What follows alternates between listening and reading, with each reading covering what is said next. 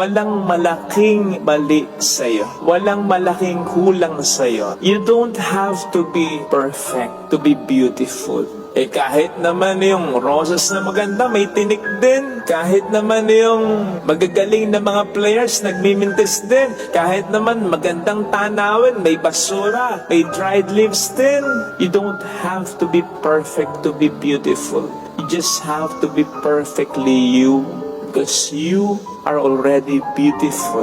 Yung mga kakulangan, kapintasan mo, bahagi yan ng kagandahan mo. Sapagkat minarapat ng Diyos na maging bahagi ito ng pagkatao. Again, no one is perfect. May mga kakulangan tayo.